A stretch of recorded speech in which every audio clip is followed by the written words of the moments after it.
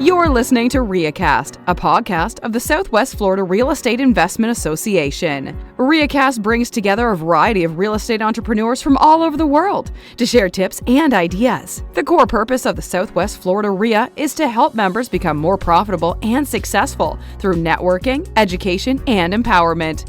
Here are your hosts, Jeff Tamarello and Michael Lyons.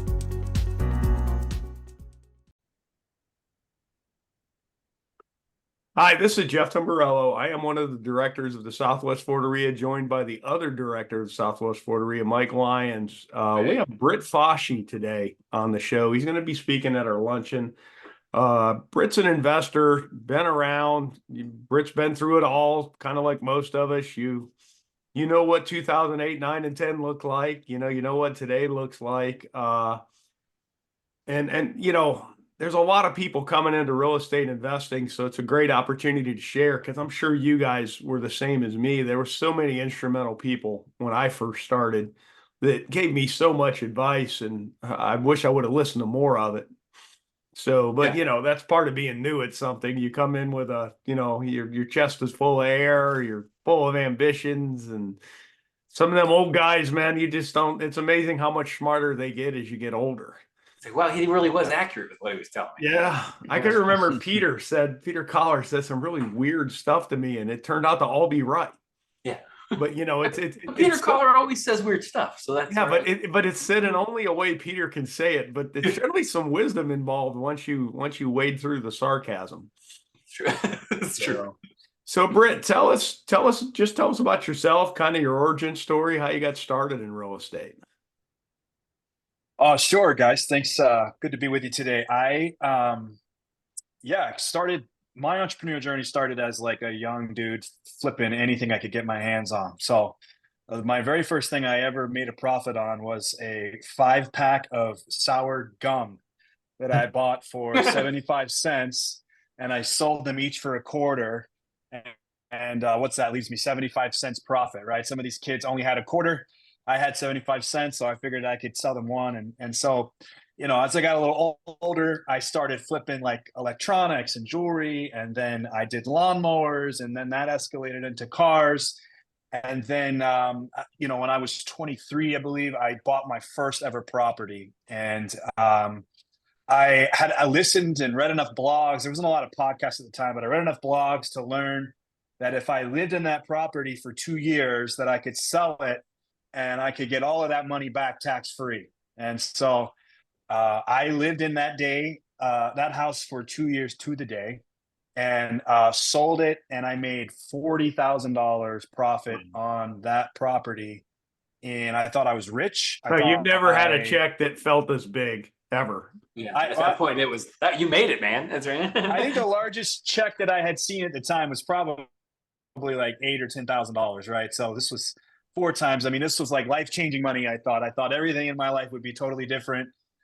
Not much changed other than my itch for real estate just quadrupled after getting that check. And so I took that money, and I it wasn't an exact split, but I pretty much split the money, and I took half and went and got a partner and started doing flips.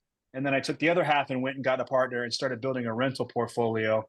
And both sides of that business slowly over time, over the last 15 years or so, have kind of grown. So yeah, that's my origin story. That's a good story, man. That's good. I think we all remember the first time what we thought was this just unbelievable deal. And don't get me wrong, I'm not downplaying a $40,000 check on a real estate transaction is awesome. But I think we've all been there. We're like, man, I have made it. And then you're like, no, that's right. I have not. No, I just wanted to send a picture up to my mother-in-law. See, you were wrong. Yeah, I'm there now. Yeah. Well, and I should point out, this would not have been a profitable flip had I not done every single bit of the labor myself and sourced almost all of the materials off of Craigslist. And so I figured out a way to make this work. But if you were to if I were like looking at that deal today, I'd be like, no way I'm touching that deal. But that's bootstrapping. That's how everybody got started. Yeah. So I can remember grabbing other investors' vanities because they were 80% and free. So Hey, Arnie, hey, Mike, that was Tom and Jackie Munoz. That was Investors Network. I can remember they ripped out some Oh perfectly yeah, good vanities on one of my first flips, and I was like riding by. I was like, okay, thank taking you. that one. So, No, that's awesome. Well, so you share you're kind of how you got started, which is fantastic. But you've been in it long enough now to see a lot of changes. Anything stick out to you over the last few years that either you've learned from or adjusted because of? I'm sure it's a loaded question with a lot of answers to it. But Sure. anything you want to share about that? Yeah, I mean, I think the two things that come to mind are just the online nature of deal making, which is, back in the day, it was a lot of who did you know, who were you connected to, who could you source those deals from, and now it's somewhat there's so many websites and so many even social media is a way that I get deals, and so the way that I access deals is a lot different today. So that would be like the first piece of it. And then the second piece is and I don't know if it's just a product of that as well, but there's just seems like there's so many people who are like investors, and if they're really investors or not, I don't know. They at least call themselves investors. I think I can uh, delineate who is a real one versus a wannabe sort of thing, right? But it seems like everyone and their brother is a flipper or a buy and hold guy today. Where it seems like back when I started, and it seemed like maybe there were a dozen of us around, and I kind of knew who the other 11 were. And today, like I couldn't tell you who the big players are, other than the couple of buddies that I got. So yeah. And of course, our area, we're talking about Southwest Florida, has grown drastically over the last 15, 20 years too. But with that, I agree. There was a small, you knew who was down at the courthouse bidding on everything. You knew, Yep. I mean, there was just a main, kind of a main group. And you're right, it's online.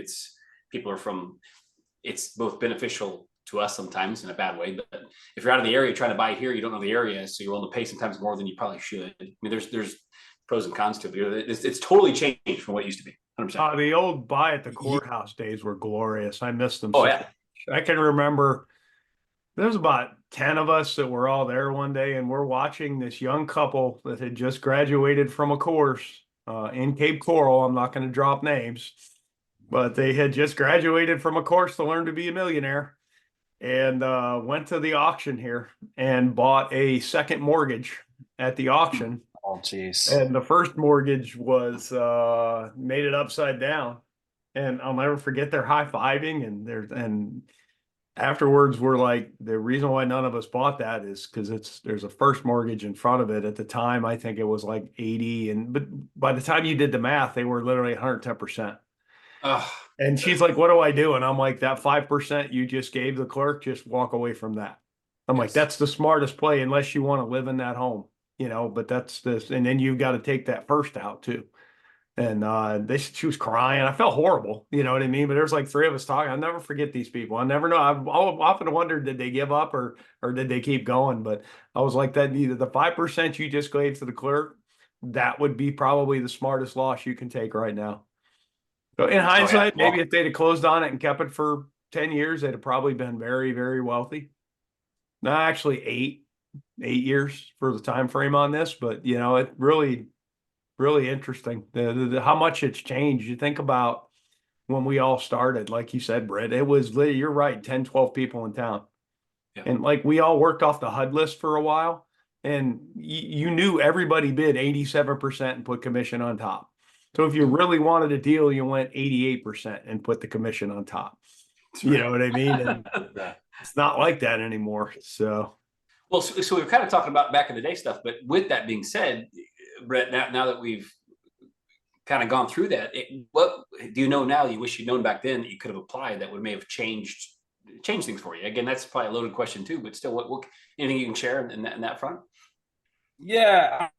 I think this would be the opposite of advice I'd give anyone, right? So don't take this advice, but the advice I'd give myself would be, I wish I would have taken a little more risk and bought more properties, to be honest. And that's not just because the prices have gone up. It was just because I was so risk averse and so afraid of losing money that I just talked myself out of deals that would have been profitable even if the market hadn't gone up, right? I was just talking about this.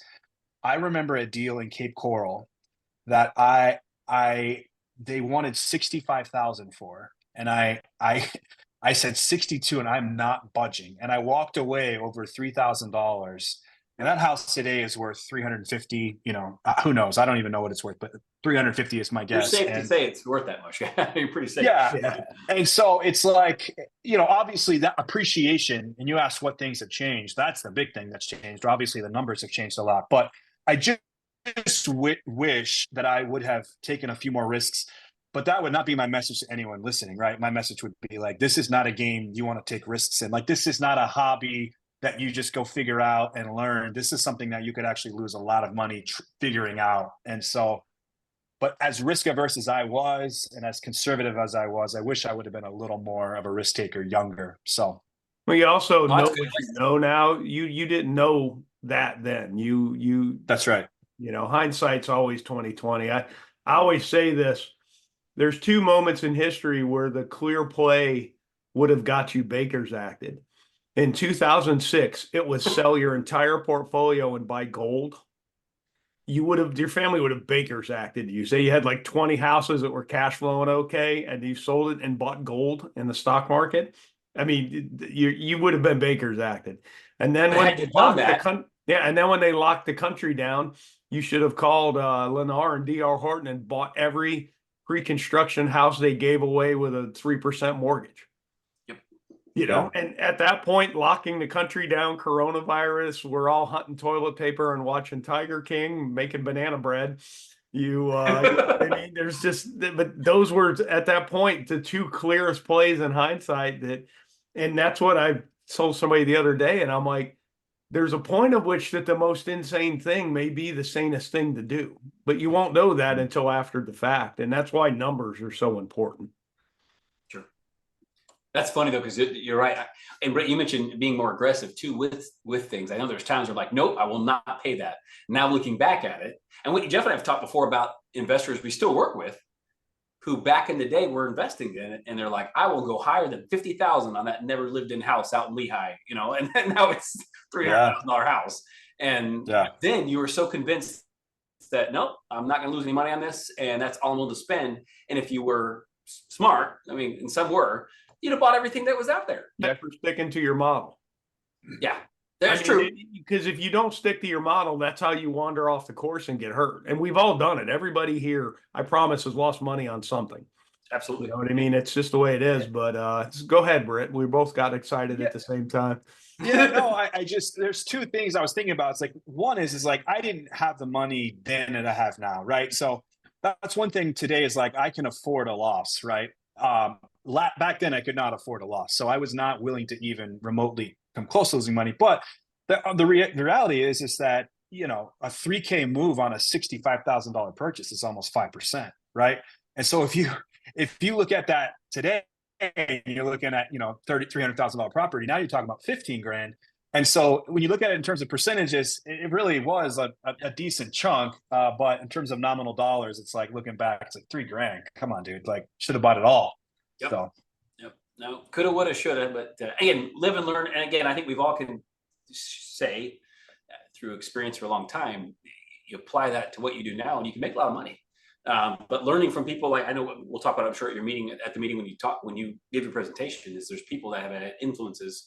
Jeff and I alone, I run by so many things past Jeff, and he's had that, that's a dumb idea, and I can take that because we have respect for each other and we've done a business together, know what we're talking about.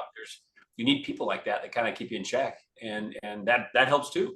But when you're first getting started, you're aggressive, excited, emotions kind of involved, you just want to do it, but then you're scared about maybe losing. Just kind of the nature of going through the business, man. Pretty cool experience thus far. Because I know you talk to a lot of people, you mentor a lot of people, we all do, whether we're officially a mentor or just helping people. You got like something, anybody you've helped out recently, success story, beginning investor? Yeah, I've got quite a few guys that I've kind of walked through the process. And typically how it's looked is these are guys that are wholesalers. They're trying to get into the game. And so the trade-off has been, hey, you bring me deals, I'll teach you the ropes. The problem is that eventually they learn the ropes and they start keeping all the deals for themselves. But at least for a good 6, 12, 18 months, I can get some deals and they get, sort of the mentorship in return. But I've got 3 or 4 guys in mind. I'm not sure if I want to mention them by name, but these are all guys that, at least own a few rentals at this point. They're flipping and and some of them are still even wholesaling. So Have you could probably relate to this. Have you ever had anywhere like, do not do that? That's a horrible idea. totally. I remember vividly a dinner I had. This was probably 3 or 4 years ago. This was a couple that they, had been watching too much Chip and Joanna Gaines and decided they wanted to, do some Magnolia Farms work. And so they pointed this house out to me, and they thought it was a great deal. It was on the MLS, which already tells you it's not a great deal. And I said, do not pay this for it. You will lose money. And they paid that for it. And about 6 months later, they called me up and were asking me if they knew, I knew any tricks on how to sell an overpriced house. And I said, I don't know any tricks to sell an overpriced house. You bought it wrong. And so, I mean, I think, guys like you guys like the TV shows, they can make it look so easy. And that's always my biggest thing is like, when you know what you're doing, it is easy. Like when a pilot gets into a fighter jet, it's probably easy to him. But when I get into a fighter jet, that is not easy. I'm going to crash the plane. And so, if you're just getting out, if you get studied and you learn and you practice, like at one point it's going to be easy. This is not hard to me, but at one point it was hard. Finding the deal was hard. Finding the contractors was hard. Paying the right price was hard. Understanding the numbers was hard. And if you don't respect it, you will get burnt. And I've seen a lot of people pay severely for that. So now Mike and I are doing some deals out of state together, and they're pretty effortless in it. I'm almost thinking, Mike, we should tighten our controls up a little bit, because you and I the last couple of deals have been too easy. And when it's that easy, sometimes bad things happen. Yeah. No, you're right. I mean, a few things that were mentioned there. One, you're right. You get to a point where easy is a pretty good way to describe it. I mean, you know what to do. You know what to do to not get hurt. You know what to do to get hurt. So you adjust accordingly and react accordingly. So the fighter jet example is a pretty good one, because you're right. I'd crash too, and that would burn real quick. But that fighter, in most cases, that jet fighter flyer guy has no problem. The pilot that would probably have no idea what I do. But he knows what he knows, and I know what I know, and we all have experience doing it. So you learn, you get your scar tissue throughout time and messing up, and or you learn, I could have made a lot more had I done this, and then you apply it going forward, and that's huge. So Jeff, go ahead. You talk about the Joanna Gaines rehabs.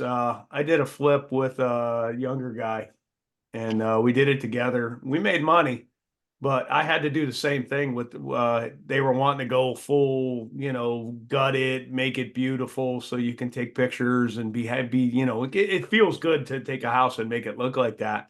But what we did was paint it inside and out and put new appliances in and listed it and sold it quickly and made money. And the partner was, I think, disappointed at the time that he really wanted to go big on the house. But I'm like, dude, we can't do this. At best, we're going to trade copper for copper, but there's a chance we're going to trade copper for brass. There's sometimes when you over improve a property, you never get the money back. Now, if it's your own home, over improve to your heart's delight. Yep. So, but my wife constantly has me building. I think next we're going to have a lazy river with dolphins around my house. That's on Pinterest, I think. No sharks, huh? No. And if it makes her happy, I'll be digging a lazy dolphin to put their lazy river to put the dolphins in. But you know what I mean? But that is a huge lesson is, first improve to your market. And then secondly, improve to what you have to, not what you want to. Because those TV shows lead so many people down a bad path. Or they paint a picture, just not reality. Yeah. No, it's just not, Oh, and one thing, again, and I know we've kind of probably gone on longer than we expected, but these shows are like, I made $80,000. And when in reality, after taxes and after what's invested in time and all that taken in consideration, they may have made half of what they actually, said they made. And again, they might have a good payday, but I think when people see, oh man, I'm just going to make millions and this is an easy gig, it is a great way to build wealth and make money. Totally agree. But you got to know what you're doing. And Yeah. you can make mistakes that will make you lose a lot of money. I mean, you just gotta be careful and know what you're doing. Yeah. I actually have a buddy he's actually a contractor who's like on the show. He kind of makes these like guest appearances or whatever. And, like one of the things he said is like a lot of the material gets donated. Like a lot of the appliance packages, all of this stuff, these are vendors that are trying to like get themselves on TV or whatever. And so like even the material costs, like how can you believe the material costs when half the stuff's getting donated and then the closing cost never makes sense to me. It never adds up. It's like, how are you closing costs like 10 grand on a $700,000 transaction? Like, so I've seen that too and thought that ain't reality, but okay. Yeah. So it is very misleading for sure. Well, Brett, we're looking forward to having you at our luncheon. Appreciate your willingness. For those that are watching it, our luncheon is May 1st. It's next week, next Wednesday at Three Fishermen in Norfolk Myers. Doors open at 11 and we'll get the presentation going around noon, but we look forward to having you there. Yeah. Also, if anybody wanted to get in touch with you, Britt, they got a deal or want to partner with you or just say hi, how would they get in touch with you? Yeah, sure. You can find me on social medias. If you Google Britt Foshee, you'll find me at the Britt Foshee on Instagram. And then my email is BRIT and FOSH. So it sounds like brittfosh@gmail.com. Yep. Awesome. 1 T. I've learned that trying to find your emails to do this show. I kept putting 2 T's and you weren't coming up. 1 T. That's right. Cool. Well, man, we sure appreciate you. And look forward to the meeting next week. Looking forward to being there, guys. Thanks for having me. Thanks, man. This concludes this edition of RIAcast. Be sure to subscribe to receive our next episode. You can also subscribe at our website, www.swflreia.com. See you at a meeting soon. Please let us know if you have a suggestion for a future episode.